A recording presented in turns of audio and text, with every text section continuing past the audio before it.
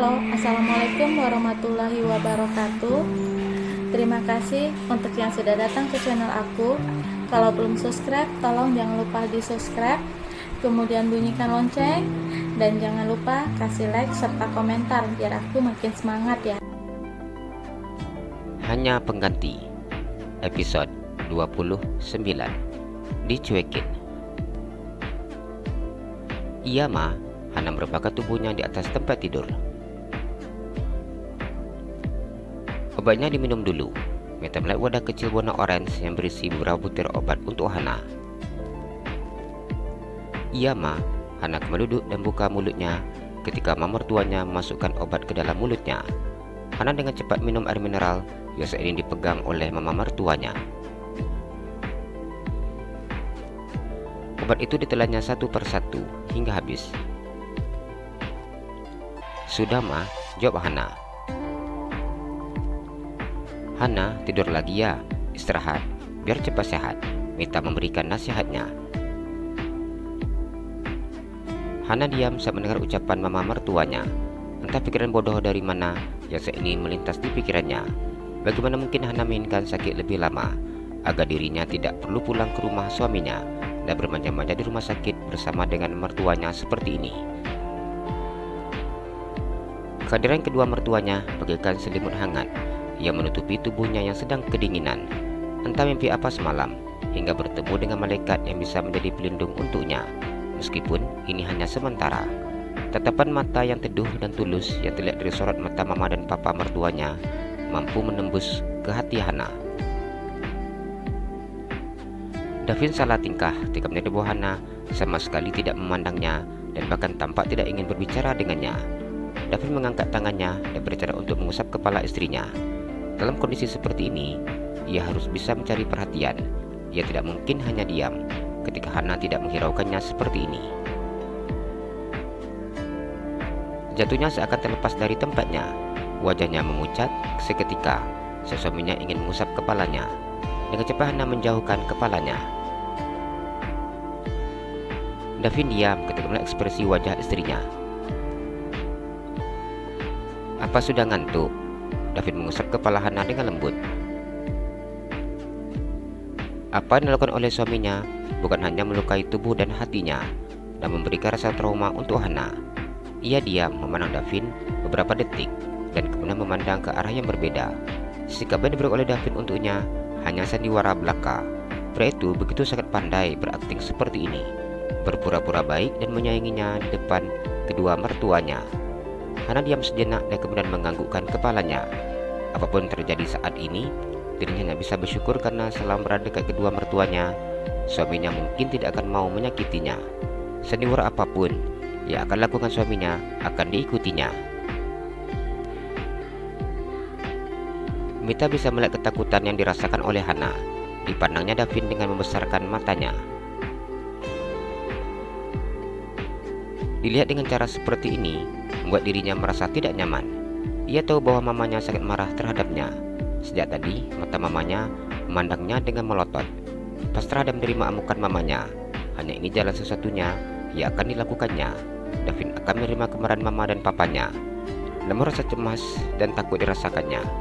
Bagaimana bila mama dan papanya mengambil Hana dan tidak mengizinkan untuk bersamanya lagi? Davin tidak mengerti dengan perasaannya.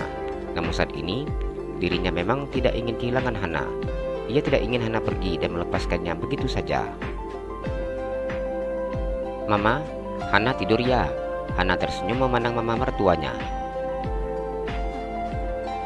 Iya sayang, Mita mengusap kepala Hana.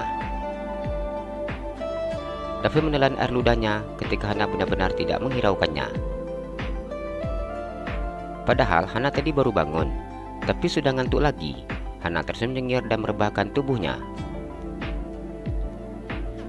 Tidak apa, pengaruh obat memang seperti itu. Banyak beristirahat itu bagus. Mita tersenyum. Ma, Hana nggak bisa pakai AC, jadi rasanya dingin sekali. Apa Hana boleh minta tolong pakaikan selimut? Hana berkata dengan sangat sopan. Abang akan pakaikan selimutnya. Davin dengan cepat beranjak di duduknya dan menyelimuti tubuh istrinya dengan selimut yang disediakan oleh rumah sakit. Hana hanya diam dan memejamkan matanya. Davin terkejut ketika kepalanya dipukul keras oleh mamanya. Pergi jauh-jauh, Mita sudah sangat tidak mampu menahan rasa emosinya, menyuruh Davin untuk menyingkir dari pandangannya.